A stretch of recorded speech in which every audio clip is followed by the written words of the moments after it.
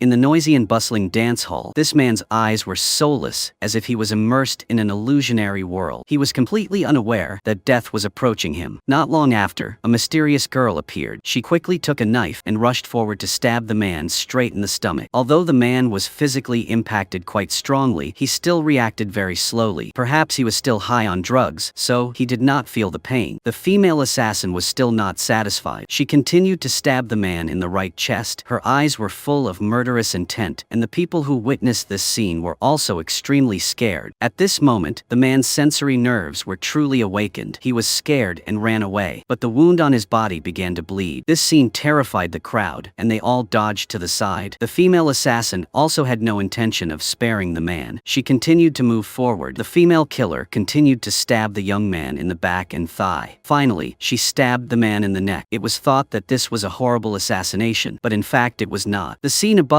was just the imagination of a female forensic doctor. Her name was Seo Hyun. She played the role herself to recreate the bloody scene of the murder. When Inspector Chang-gu kept admiring the enthusiasm of forensic doctor Seo Hyun, with the work of a forensic doctor, Seo Hyun could sit still in the office, waiting for the evidence to be brought back. Then she just needed to check and analyze it. However, many times Sohun wanted to go to the scene to examine the situation. According to the information that Chang-gu had learned, the victim was Nam Sung. He was 29 years old this year and was a professional baseball player. Nam Sung was attacked in a defenseless state at 2 a.m. The wounds on Nam Sung's chest, abdomen, and neck were very large. Sohyun believed that the murderer knew that Nam Sung was dead, but the murderer still stabbed Nam Sung in the neck. It was very possible that the murderer felt pleasure. When Sohyun followed Chang-gu into the interrogation and detention area, she discovered a very suspicious drug addict. She calmly held the knife at the scene in front of him. Although this person was not conscious, he smiled very evilly. His eyes showed obvious pleasure when he saw the bloody knife. Sohyun immediately did not give the other person time to react. She picked up the stone basin on the table and hit him hard on the head, making him dizzy. In less than 10 minutes from entering the room, Sohyun found the suspect. After that, the drug addict was taken away by Chang-gu and the police. At the same time, in a small alley deep in the heart of Chong City, Captain Gu and his subordinates were secretly following a pervert. He had a hobby of stalking women. Gu Jung-eun thought that this was not an ordinary pervert because when the victims came to report, they all gave the same identifying features. Jung-eun determined that this pervert was looking for a specific target to attack. In contrast to Jung-eun, Chong-jin was not a very patient person. He used the excuse that it was too cold in the car and got out of the car and went into a convenience store to eat a bowl of hot noodles. While eating deliciously, Chung-jin discovered a boy stealing chocolate. He decided to take the boy to the car and take him straight to the police station. However, Jung-eun did not agree with Chung-jin's thoughtless actions because they were working undercover and not on a regular patrol. What Jung-eun cared about was the criminal, not a child. However, Chung-jin also had his own reasons. He believed that if the boy stole when he was young, he would grow up to be a bad person. While the two were arguing, Jung-eun discovered a very suspicious man. He only needed to look at him for a few seconds to know that the person in front of him had a problem. The other guy also sensed danger and immediately turned around and ran away. Although Jung-eun tried his best to chase after him, he still missed the suspect. He was almost hit by a car and injured. On this side, after Sohun solved the case of the body at the bar, she continued to investigate a new case. A driver drove out and confessed to being the perpetrator. However, Sehun did not believe it. She conducted an investigation and discovered something unusual. The victim did not die in an accident but was strangled to death. Immediately after that, Sehun asked her subordinate Min-hoo to send a message to Chang-gu. She told him to focus on investigating the victim's real brother because he was in an inheritance dispute with his younger brother. Furthermore, So-hyun wanted to attend the suspect's interrogation, even though she knew that the police were often annoyed when forensics intervened. Then, as soon as she sat down at her desk, So-hyun received news that Nam-sung's drug test results had not yet come back. She immediately asked Min-hoo to quickly conduct another test today and make sure to have the results tomorrow. Although Min-hoo felt very dissatisfied and annoyed, he did not dare to argue with Seo-hyun. At the same time, Jung-eun was being criticized by Chief Choi for missing the suspect and causing chaos on the street. In the face of the chief's anger, Jung-eun stubbornly insisted that the person he was chasing in the morning was the suspect and that he would catch him. Jung-eun's fearless attitude made Chief Choi furious. Chong-jin saw that the situation situation was not good and quickly pulled Jung-un out of the room. As soon as he went out, he immediately gave Jung-un a lesson. He said that he needed to be patient and not provoke Choi. At that moment, the voice of the shoplifting boy rang out. It turned out that Chong-jin had still taken him to the police station and kept him there until now. Because he had to wait too long, he asked for permission to leave. When everyone knew that the boy had no parents, they all felt very sorry for him. He only had one guardian, his grandmother and a little brother. However, his grandmother had just been hospitalized a few days ago. That night, Jung-un personally took the boy, Gi-ok, home. While the two were walking together, Jung-un also gave the boy a chocolate bar. However, the boy showed an attitude of refusing to accept the gift from Jung-un. He had to run after him and push the candy bar into Gi-ok's hand before he could take it. Not stopping there, Jung-un also gave him her phone number. He told Gi-ok that if anything bad happened, she could call him anytime. Before leaving, Jung-un also put a bag of bread in Gi-ok's younger brother's hand. Although it wasn't much, it was enough to help the children survive while their grandmother was in the hospital. The next day, Seo-hun received an invitation to an interview at film set. It turned out that Seo-hun was a prodigy in the industry. At the age of 17, she was admitted to Seoul Medical University. After graduating, she became a forensic doctor. Seo-hun has continuously contributed to solving many difficult cases. She is also famous for her talent of sewing up the body and hiding the thread, a rare and difficult technique to master. Her colleagues all speculated that Seo-hun's special way of working came from her habit of commemorating someone, but she never mentioned this. After leaving the film set, Seo-hun went to a small alley. There she slowly took out a box of stray cat food. However, her action was seen by the owner of a nearby shop. She refused to feed the cats because she was afraid that their gathering would affect business. Although Seo-hun was angry at her attitude, she couldn't do anything more. She then quietly returned to the office to continue her work. As soon as she sat down at her desk, Seo-hun received a text message. The text message reported Nam-sung's condition, showing that he tested negative for drugs. Seo-hun frowned and immediately rejected the result. At that moment, Seo-hyun's conversation with the host began in a closed truck. The bloody murderer was here. He listened to the interview while slowly picking up maggots and inserting them into the corpse of the deceased. It seemed that this was the job he loved the most. The next step was to sew the incision with thread. However, the other end of the thread led to a strange scene. A little girl was sitting outside the truck, playing with the bloody threads. A few days later, a murder case was discovered. A body was found in an abandoned lot. The team that took over the case was the Dongchun Police Department. This was also where Jung-un was working. The area where the crime occurred was quickly cordoned off, and a request for an autopsy was sent to forensic doctor Seo-hyun. Jung-un had heard of Seo-hun's reputation for a long time. This time, he decided to go all the way to Seoul to meet her in person. When hearing Jung-un's compliments, Seo-hyun seemed very calm, because those were all things she had heard many times. What she was really interested in was the case file. Inside the file, the condition of the body was clearly recorded. Looking at it, Seo-hyun easily realized that the body was severely decomposed. However, the police were still able to verify the victim's identity. The victim was Eun-do, 23 years old. She was a third-year student in the Department of Administration, Chong University. The victim was from Seoul, but lived alone in Chong. Eun-do had no boyfriend or close friends. Seo-hyun estimated that the victim had died about 3 days ago. Her body showed signs of external force. However, the cause of death was still unclear, as the body had been damaged by insects. Although Jung-un was quite surprised by Seo-hyun's ability, she still expected her to do her best with this case, as the crime scene had been cleaned up very neatly. The victim's internal organs had also been removed, leaving only the stomach. That night, Eun-do's body was transferred to the autopsy room. The victim's right eye had been removed. Furthermore, it was decomposed by maggots. When the forensics observed the body, they noticed that the decomposition rate of the body was faster than normal. Therefore, Seo-hyun requested to determine the time of death again. During the autopsy, she discovered an injection mark on Eun-do's neck. Seo-hyun immediately used a knife to cut that spot. Then she had her subordinates take a drug test. She believed that the murderer must have injected something into the victim's veins. In order to further investigate the details, Seo-hyun made a long cut from the neck down to the abdomen to observe the internal organs. She discovered that the victim's collarbone had been broken. The entire abdomen gave off a distinct smell of bleach. When Seo-hyun moved down to the victim's legs, she was immediately surprised to see a long thread. At noon the next day, Seo-hyun personally went to the scene to examine the